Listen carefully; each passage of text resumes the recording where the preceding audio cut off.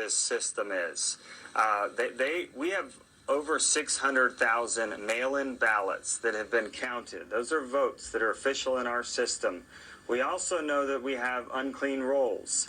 Ballots that have been mailed to dead people, to people that moved out of the state, and many other people that got a dozen ballots in their homes, etc.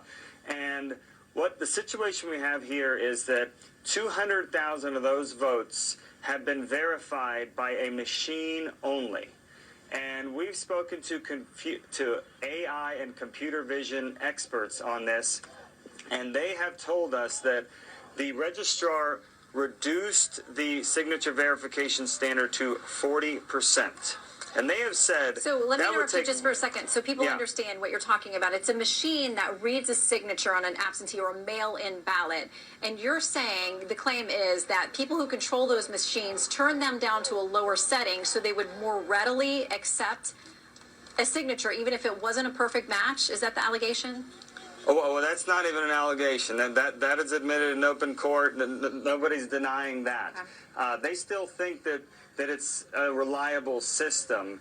And we've now been speaking to these experts, and they say that once you remove the factory setting, it takes months and months of a massive team of experts to get this back to a reliable standard. The other thing that came out in court was that this machine requires a 200 DPI setting to match the signature on the envelope and the signature on the voter file.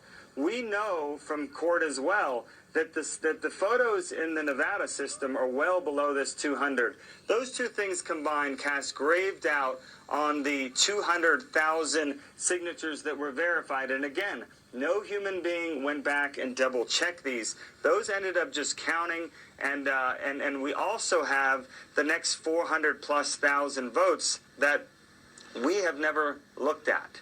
And when I say that, people can't believe that. Well, let me ask you, okay, so I know that you've made the argument in court, which has not been accepted, that the law actually in Nevada it says that humans should be checking those signatures and that this isn't a job that machines should be doing. But you're not claiming that any of those votes, that you know who they were for, whether they were for Biden or Trump or anybody else. You're just saying that the controls are not being followed according to what you say is state law there in Nevada. Yeah, look, it says employee or clerk. We believe that humans should have to look at it. But just throw that aside. The fact of the matter is, we have not been able to look at these signatures. When people think of a regular election, that you can actually challenge voters, you can actually be part of the system.